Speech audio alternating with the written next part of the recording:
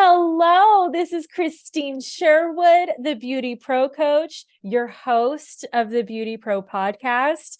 And I'm really excited to get into this chat today because I am here with my IG bestie, MARIAH HEDQUIST, Beauty and the Brain on Instagram. And I'm going to let her talk more about who she is and how we got connected, really. How are you, MARIAH? Hi, I'm great. I'm so excited. Yes, your IG bestie. It's so funny that you said how we got connected because I have to think I feel like I just slide in people's DMs so often whenever I see a piece of their content that I like, or for you, I know I really liked your red hair because you were really wearing that bright red at that time. I know now you're rocking more of a blonde look, but I I I think that that's how we met. Didn't I just reach out to I you and think so. say, "Hey, I like your page" or something, and then it became mutual circles of friends, like being connected with Lindsay over at Commonwealth and Yeah. things like that. So, yeah, I think that that's how it went. I think that's how it went. And we were like back and forth with the voice notes and like, well, how do you do this in your coaching? And how do you talk to people? And what are you offering? And we should do this. And then, oh my Yeah. God, you know, so and so. Like just Yes. kind of Yeah, because I emulated. think too what connected me with you is our coaching methods seemed very similar.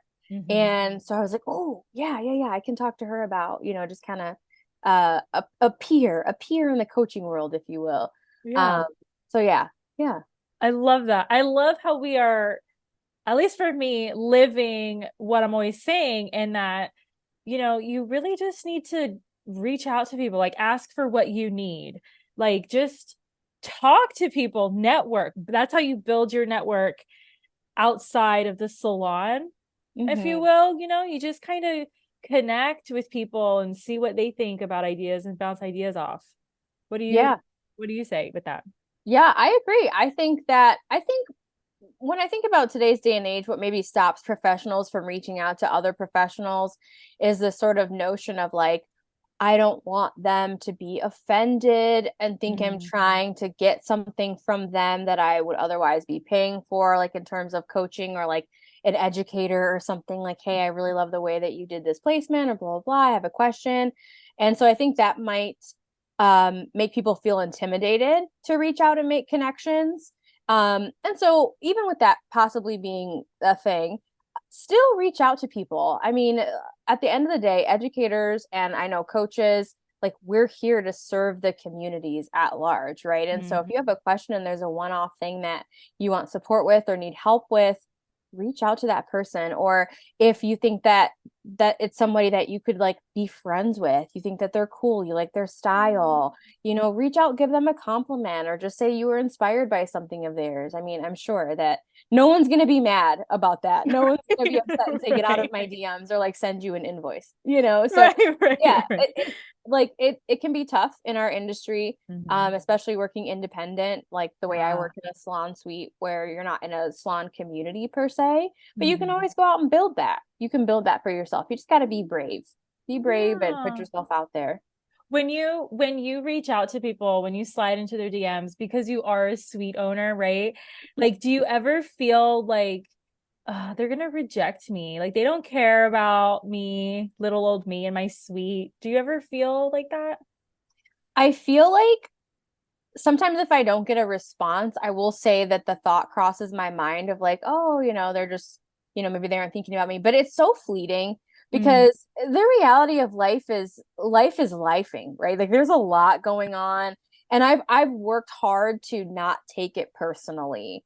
mhm. Um, because there was a period of time when I would, or a period of time when I would just be so preoccupied with what are they going to think about me? Are they going to think that this is stupid? Are they going to think that I'm weird for, just this Mhm. random girl on the internet?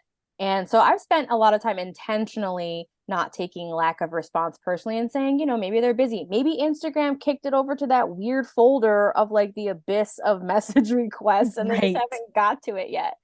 So yeah, I've definitely experienced it before, but not as much now. Now I'm a confident DM diver.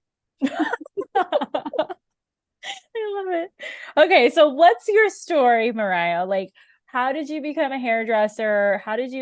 What attracted you to this profession? What could you have been doing otherwise? Like, who are you, really?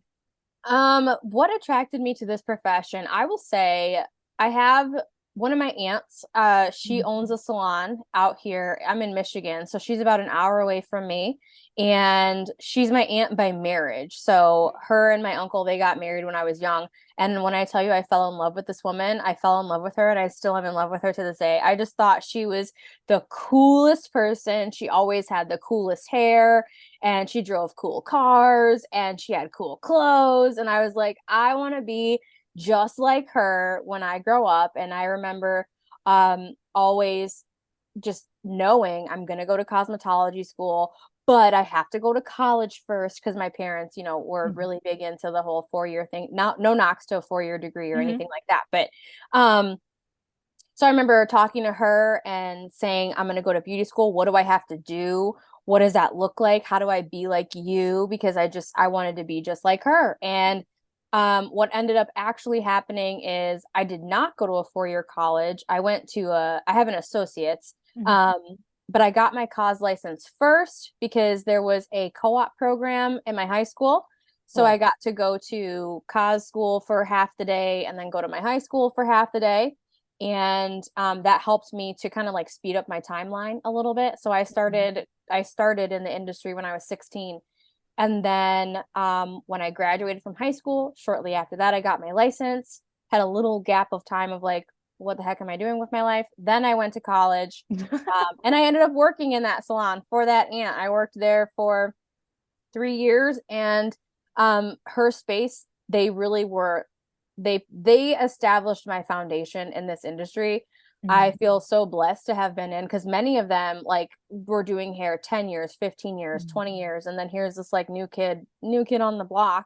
Right. And they were so supportive of me and so nurturing to me. And they would help me, and they would hand me Kleenex when I would cry, when I would mess up people's hair, you know, in the beginning. And I was really fortunate to have that be my first experience in a salon. And that's where it all started. That's where it started. Cool. I did the front desk at that salon, and then eventually I ended up having my own chair. And then what led you to be on your own now as an indie? An independent. As an independent. So my time at that salon ended after I graduated from college, because it was away from my hometown. And in talking with my aunt too, she was super supportive. She's like, I just think you'll have more opportunity closer to home, just because it's more of like there's more going on towards the city, I guess. And so I moved back home. I started working at a different salon that was commission based, and I worked there for 8 years. And through that process of growing and learning and going through a whole bunch of different roles there, like that was where I got into education. So I was an educator there, and I was in leadership at that salon. And then I eventually got to this place, really where my salon owner sold the business. We got a new owner that came in, and at that time, I just realized, all right, I'm ready to stretch out and do some different things, and it's time for me to go out on my own. So that's when I made that decision to go independent and open up my suite, and I have been doing that it will be 2 years in October. Oh my goodness. So this is actually kind of recent. Yeah. Wow. And then you had COVID. So like it was like perfect timing to be like, I'm done. See you later. Yeah. And that was honestly like when I started looking was during those times, because when we were all kind of in the dark about what's going to happen next for industries, but particularly ours, that's, so people-y. I didn't know if people were going to want to be in those community spaces anymore. And I was just trying to think about how I could still have a career and be able to make a lifestyle for myself with literally the only career path that I've had for my whole life. I'm like, did I just shred my license up now? Like, what's going on? So that's when I started looking more into the suite situation. And, now we know what we know. Salons are definitely still a thing, but the suite proved to just be a better fit for me for where I was at in my own journey. Yeah. Okay, so with that journey, what I could go two ways with this question, but I'll start with this. Like who were your top three like influencers or like role models in the hair world? Um, Interesting. That's such a good question. If I'm going to be fully honest, I feel like such a brat when I say I try to keep my eyes off of a lot of like influency type of stuff. Okay. Just because for me, it can end up being a distraction. Mm. I can get over into a lot of comparisonitis of Mhm. like compare and despair and feeling like rather than being inspired, I'm like, oh my gosh, I suck and I know it. Just hang it up and Oh God. um No. so No. and that's what we don't want, right? Like No, we don't want that's that. just the self-awareness of Yeah. saying, maybe this isn't a great thing for me. That's not to say that I don't appreciate people's talent and like see that Right. they're talented and like want them to succeed. Of course, I'm not like Right. a hater over here, but um so when I think of what inspired me in the hair world. So okay, a huge inspiration for me. I'm not sure what she's doing right now, but Jen Plank. She used to be affiliated with TG for a while. Um, but she was kind of like my first taste of life coaching, like things Mm. beyond like techniques and things. Um, in the hair world, I saw her at ABS Okay. and she got me thinking about both, like just kind of doing your own thing. Because when you see her, she at the time she was wearing her hair in this like sick mohawk and she just was so like super cool and she'd wear these Cool. platforms and Yeah. um so she was a super inspirational to me of what could be beyond doing hair, beyond the act of doing hair. So she kind of opened my eyes to that side of the industry. Hmm. Um and then inside of the industry, working on my education team, the team that I was with, that I'm not on anymore, a lot of the artists there, just phenomenally talented with technique and color theory and things like that. So some of my peers and some people up on the platforms, I guess I would say. That's cool. I was really expecting you to say the top celebrity stylists and everything, but it sounds like you kept it local. Like you Yeah, really look up to the people who are in your community and around you. yeah, for sure. For sure. That's 'Cause so cool. I feel like in that way, it's just kind of like not to say that the tippy top isn't attainable. Obviously, the people there have attained it. Mhm. But when I can see someone's real story or like really connect Mm. with that person as a human being and just know like where they came from and where they are now. Like I saw Jen Plank on a platform and then I ended up like being able to text her. Like she gave me her phone number one day and I could like go back and forth with her and like, I don't do that now, but it was just Yeah. we were just able to connect and she was from Michigan too, so we had that same kind of um location connection and Mhm. things like that. So yeah, just people that I can really see what it is that they're doing and see where they were and where they are now, like that full story. I'm really inspired by. I love that. So with that, let me just jump right into the question of what's your version of success and how are you making it happen? Like, let's just get to it. Yes. So my version of success would be being able to do the things that I love. Like I love my work right now and serving people as a hairstylist and as a coach. Being able to expand into that in such a way that that I'm able to obviously make enough money that I can have more of my time freed up, Mm. kind of like still working but not having to clock as many hours to make the same amount of money so that I can just enjoy things like spending time with my husband or maybe even free up some of his time in his businesses. Maybe we could invest some of the money from my businesses into his that he's got new businesses going.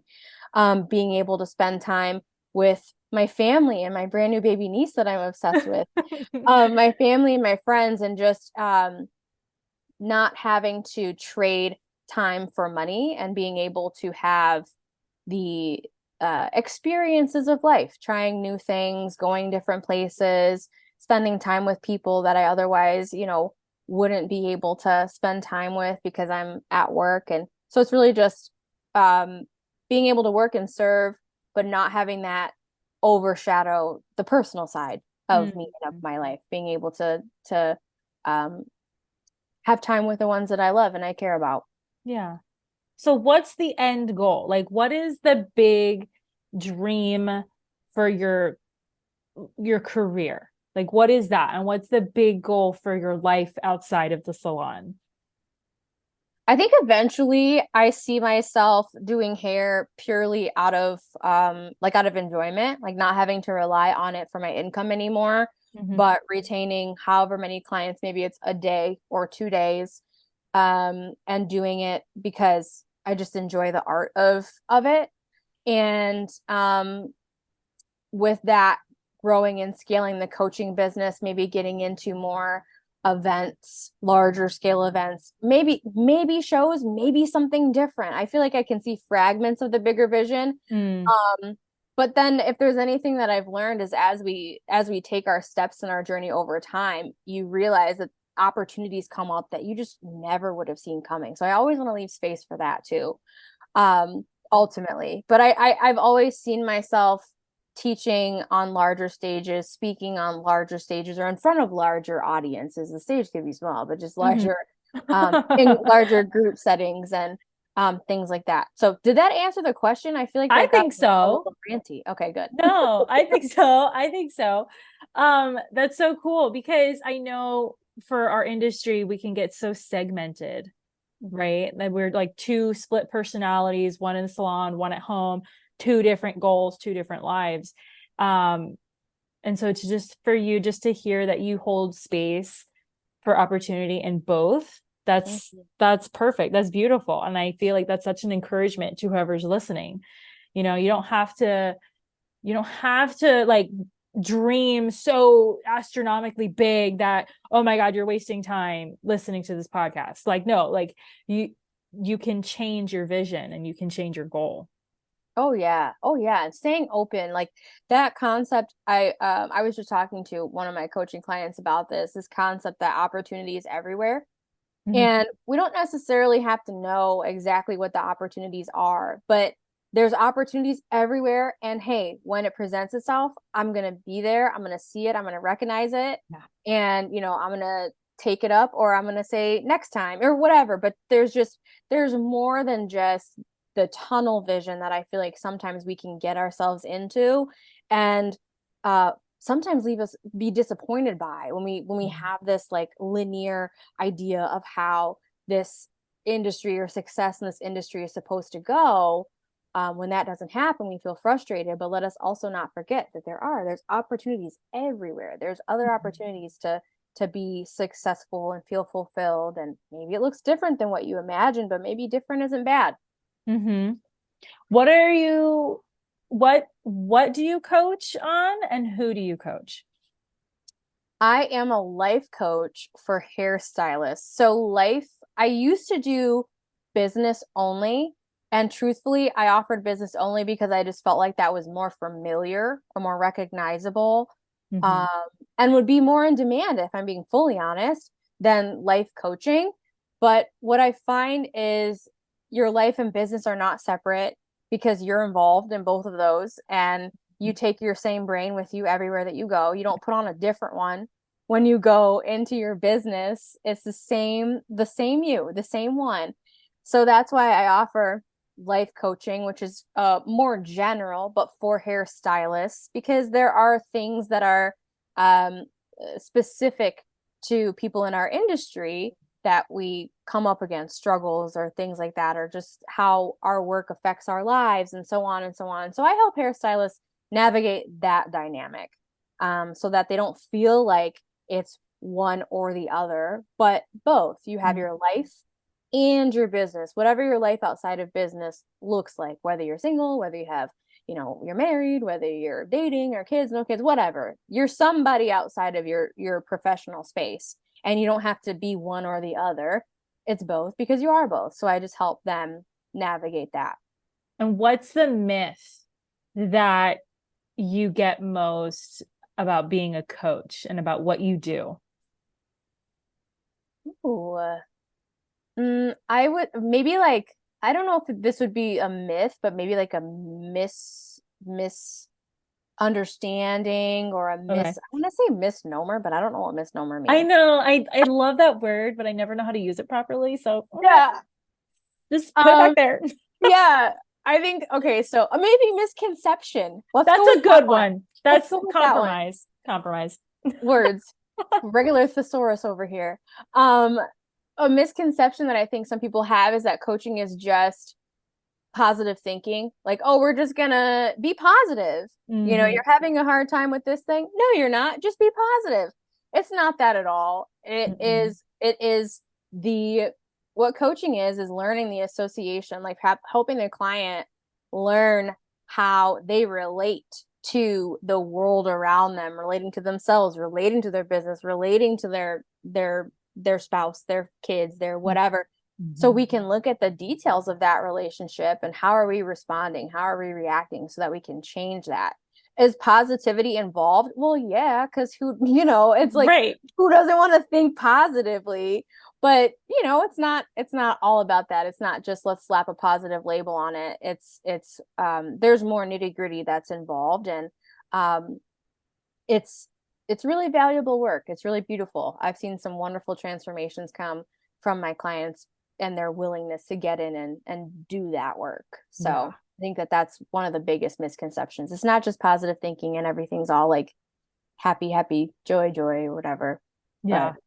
we'll get there. So as a coach, right, I feel like there's an expectation from everybody who knows that you're a coach and that you're a hairstylist or in the beauty world that you are just on all the time and you're just so happy all the time because you just love what you do and it sets your soul on fire, that you have no bad days and your life is totally put together. But we know Yes. that that is not the truth. I Yeah. have I have had like bad weeks, months at a time. So my question is, what really influences you outside of the salon, whether good or bad, that affects how you show up for your clients, your team, just people inside the salon? Um, I think, hmm. You're making my brain work. Okay. I guess when I think bigger picture, what influences me overall and my posture overall, Mm-hmm. to show up the best that I can, like the calmest, most connected, Mm-hmm. most curious version of myself, because that's a version that I want my clients to experience, right? Like inside of the salon, I want them to be working with a stylist that is invested in them and the result that they want, Mm-hmm. helping just create this experience for them.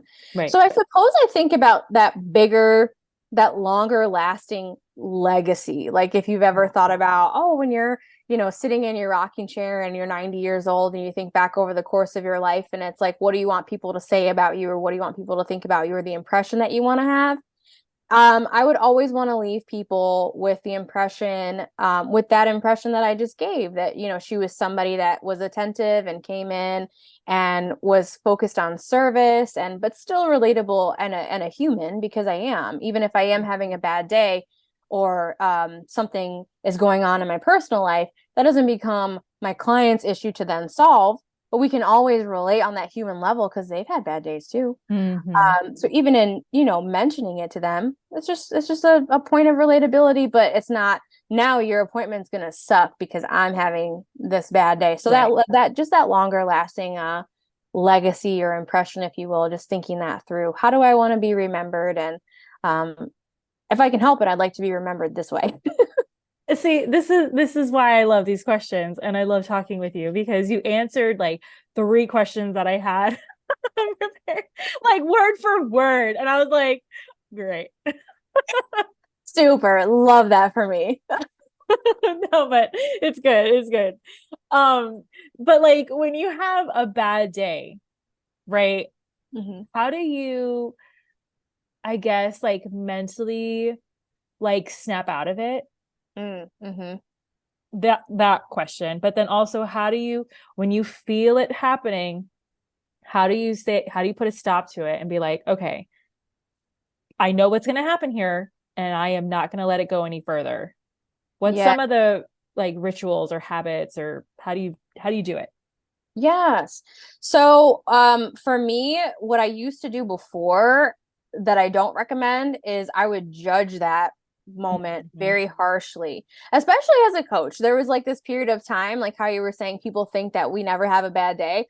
I was adopting that belief for myself of like, Mariah, you shouldn't be feeling this way because hello, like you're a coach, like you understand emotions, you understand all this stuff, you shouldn't be feeling this way. But then I remember I'm a human being and I'm Mhm. having a human experience. And this is part of being a human, feeling grumpy, feeling disappointed, being annoyed, being mad. That's all part of my human experience. And so when I was judging those quote unquote negative experiences and telling myself that they shouldn't be there, that just made it worse. That would just kind of like double down on it. It's like throwing gas on the fire or like Mm. salt in the wound or whatever. So rather than doing that, slowing down and saying, okay, well, what is it exactly that I'm feeling? Let me get specific about that, because the reason for those things, like if I'm feeling angry, is going to be different than if I'm feeling grumpy, than if I'm feeling sad, than if I'm feeling grief. All of the reasons for that is going to be different based off of whatever that feeling is. So let me be curious here. What am I actually feeling? And looking at those details, and then say, okay, is there something in here that I can actually change or is within my control? Mm. Like, I'll just use this example. If I'm feeling annoyed at my husband, can I change this by going and have a conversation with him about something that's bothering him? Like, can communication solve this for me? Mm. And then do I want to take that action to resolve this feeling? And if it's something that's out of my control, or if it's something that I can't change right in this moment, okay, I'm going to let myself feel this feeling and just let it be here. I'm not going to try to change it or fix it.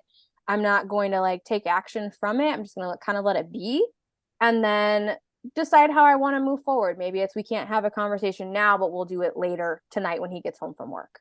And that'll be the solution. And if it's something that's out of my control, completely and totally out of my control, then I just resolve, this is out of my control. I'm going to let it go.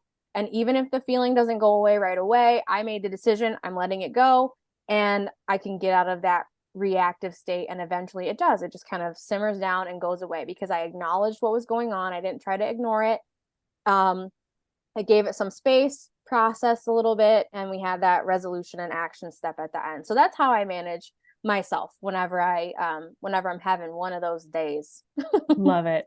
I love it. I love that, because so many of us, you know, something we stub our toe, okay, and we see stars, and for the rest of the day we are stuck on that toe that got, you know, hit so hard in this morning when you were getting ready in the dark that it's Yeah. like your day is ruined. you Or know you start looking for all the other things. I stubbed my toe, and then I dropped my coffee in the parking lot on my way inside, and then I got a paper cut. Like, you're keeping track of just all the horrible Yeah, things in the day. keeping score. Like, no, that is self torture. Like, oh my Yes. god. Okay, Yes. so what's a struggle right now that you are going through? Ooh, I have no struggle. No, I'm just kidding. The a struggle right now for me, I would say um planning rest and Mm. break times, like totally, like not like no work time, or like just free time, with no intention around it. Mm. Because for me, like, for years and years and years, I was like a work yourself into the ground until you die type Yeah. person. Like, and I had an experience even at the commission salon I was working at, where I was so totally overworked and so burnt out, where it was like my body one night shut down after work. I remember I came home from work on a Saturday, Mm. and it was like everything from my neck down was like control alt delete, like shut down, done. Okay. And I felt Control. like I had like a lead blanket on, like I couldn't move. Wow. And I mean, like, I wasn't paralyzed, I could move, but it was just this level of exhaustion that I had Yeah. never experienced in my life. And mentally I was alert, but I remember telling my husband, I was like, I just need to like lay here. I don't know what's going on, but like I just need to lay here for a minute because I am just beyond exhausted. And I think that night I slept for 12 hours or something, like 12 or Whoa. 14 hours, because my body was just wrecked from working and working and working. And like that's the physical part. And then the mental part, like sometimes mental work can be just as exhausting Mm-hmm. as physical work. So I was doing a lot of that, and I did not make time for rest or for any time for myself. And if ever I did, it's like, oh, I'm going to try to have the most productive rest day possible. Like, and Yeah, that's like totally opposite. Yeah. yeah, all the mind drama and head trash that I was navigating through at that time. So, um, I'm much more open to it now. Like I see the value of it. I believe in it. It's something I desire to do. But that doesn't mean, I mean, I have years of old habit, right, that I'm Mm-hmm. unhabiting. So, finding the time, keeping it there, not booking things in that space, or not kind of like sitting almost in the anxiety of like, I don't have anything on the plan today. And my brain's like, but you could be doing this and you could be doing that. Yeah. Yep. Just like Same. Happens to calm me it too. down.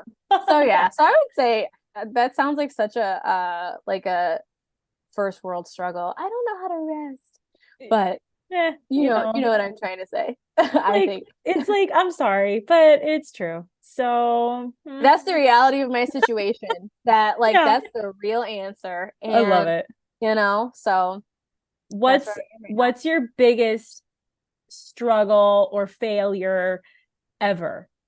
Like like those moments that you just like you're putting your eyeliner on and you're just like all of a sudden you have like a flashback and you're like, oh my God, you just want the earth to swallow you. Like, what is that Like those for cringe you? moments. Yes. Oh man, I can't think of one off the top of my head. Now you're gonna be thinking about it like after this I'm call. gonna wake up in the night and be like, oh my gosh, Krystine, I no, know what it is now.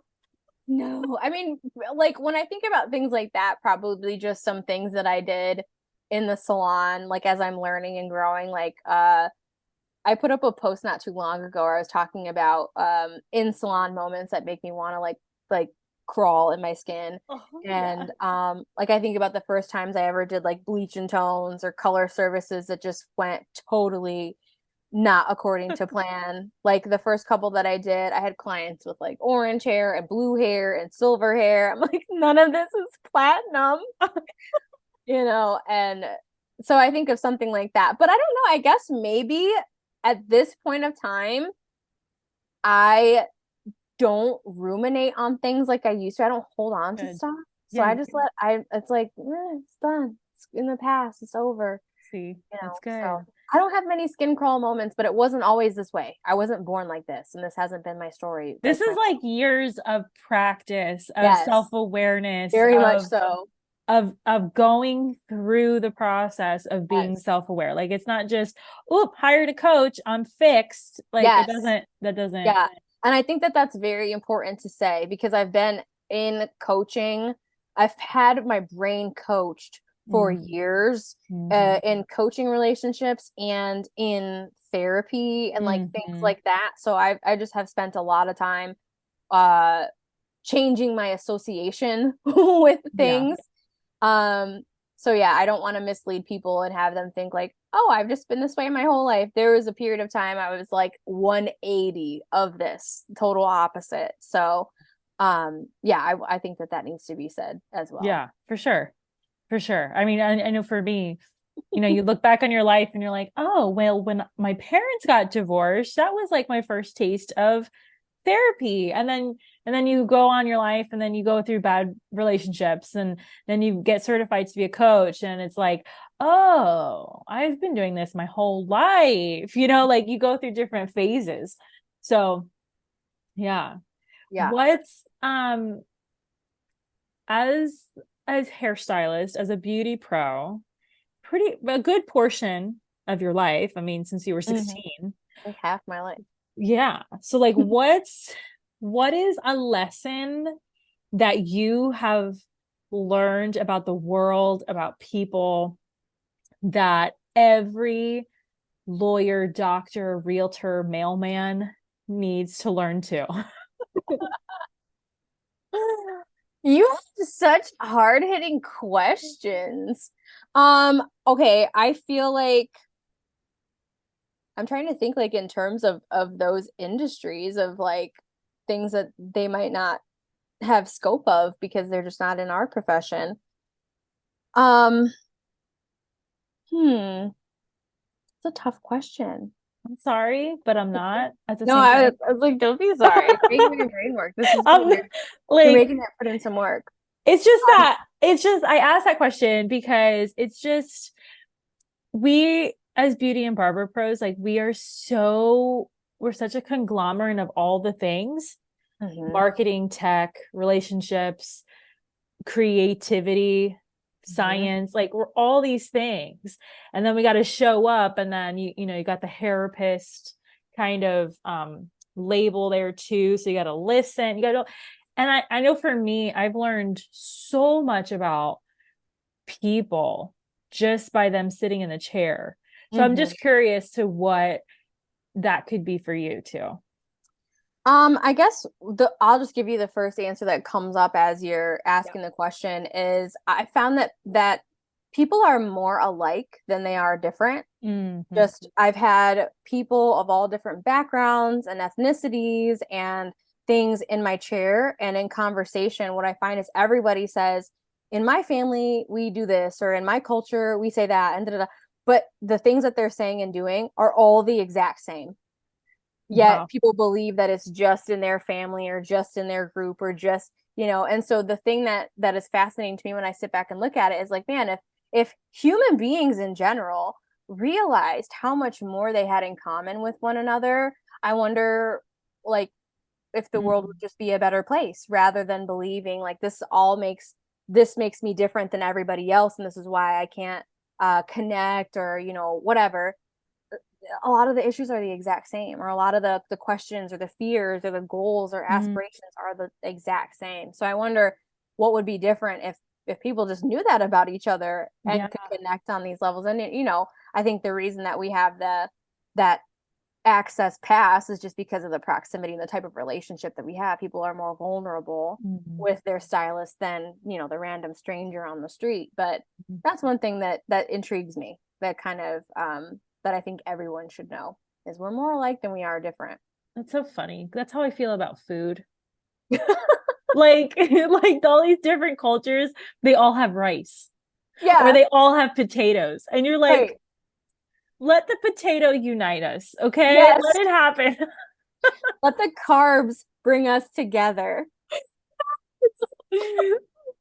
So anyway, that is just my thought. But okay, so let's talk a little bit about our personal relationships. I know that you're married, but what has been a struggle for you? Not even, I don't want to keep talking about struggles, but just some kind of like misunderstandings or conflicts being so much about your clients and then your relationships. Because I know our industry gets a little weird with our personal relationships. Okay. Run the question by me one more time. You said our personal relationships. Okay. So how are your personal relationships? Let's just keep it simple, right? How are your personal relationships, MARIAH? Being a hairdresser, are they prospering? Okay, yes. So I would say now they are. Before it was a challenge because of like how I described how I was in the past with the overworking, and like work was my number one priority. So my friends would take a backseat. My family would take a backseat. Like just doing things for fun and enjoyment took a backseat. So naturally relationships suffer. And then even when I'm around people, I would prioritize my relationship with my husband. But I think even then, because I'm mentally exhausted and because I'm like, my mind is still halfway focused on work, I'm not fully present. So they're not getting all of me. And so, of course, you can't build relationships or connection if you're kind of like listening halfway or not paying attention. So what would you tell them? Be like, I love you, but like, how would you?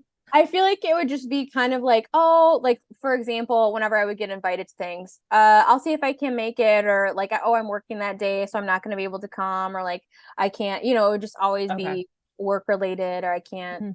I'm not going to be able to be there type thing, Mhm. or like at home, I'm sitting on my phone. We're supposed to be spending quality time, but I'm like on my phone trying to write Instagram captions, or like doing Mm. research on some thing that's happening in the salon, and I'm trying to figure out a solution for it, or like whatever. Work just became everything. So naturally relationships would become tense, become strained. So yeah, but so that was then. But now, because my relationships are important to me, and I realize that I'm able to, because ultimately what I was trying to do with work was ensure that I was doing everything that I could to be successful. And I'm realizing, oh, I can still do that, but without spending all of this time and all of this effort over here, I can kind of redirect some of that energy and still meet my goals, and Mhm. still, be prosperous. And so I can have some freed up bandwidth for my relationships and things that are important to me. Yeah. It just goes into what's important to you, you'll make time for, Right. Right.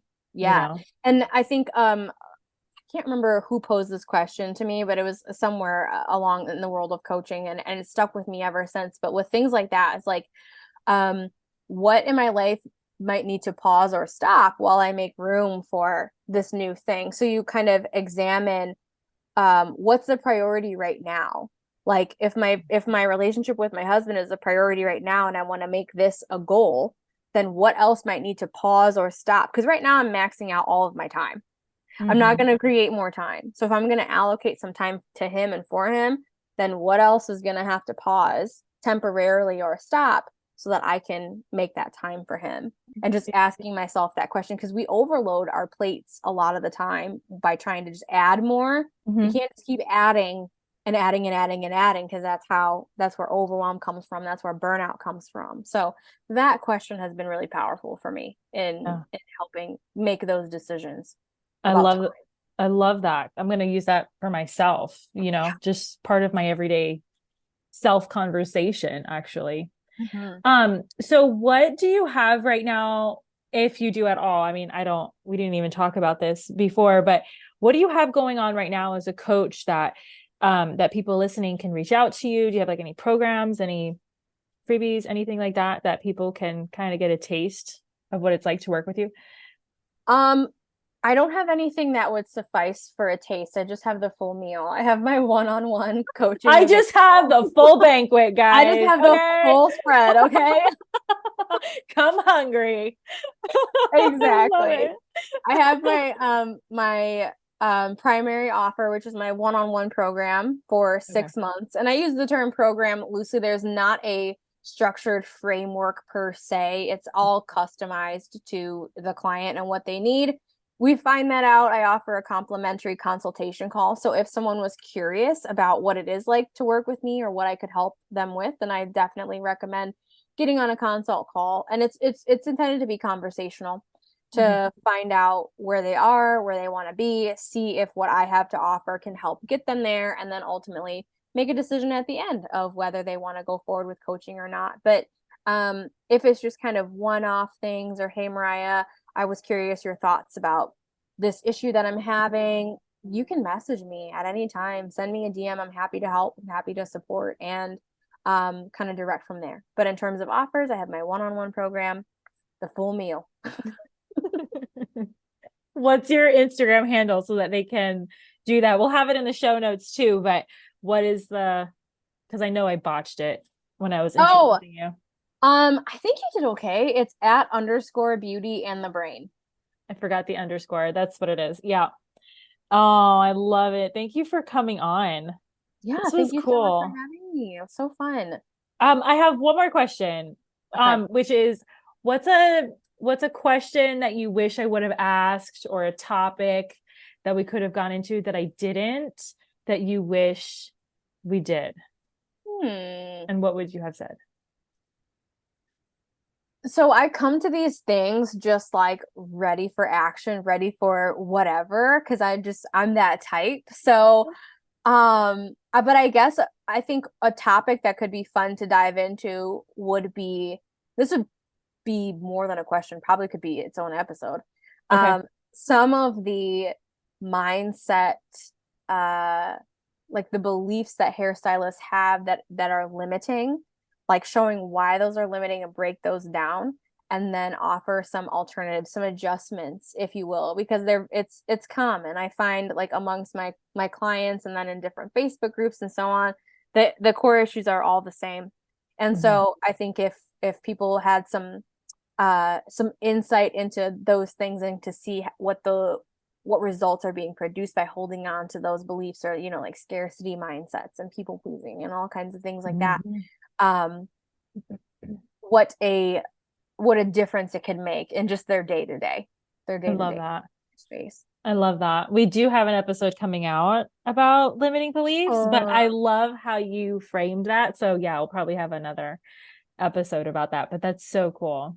yeah, I love it, so I'll be excited to hear that one then. Oh yeah. Oh yeah. So all right, Mariah, that's it for our episode today. I feel like it went by so fast. So fast, I feel like we just started. So if you are listening and you loved our conversation and you want to reach out to Mariah, even if it's just to say, hey girl, be sure to tap her link in the show notes, reach out to her, and that's it. That's a wrap for today. So thank you for listening, you guys, and I'll talk to you soon. Bye.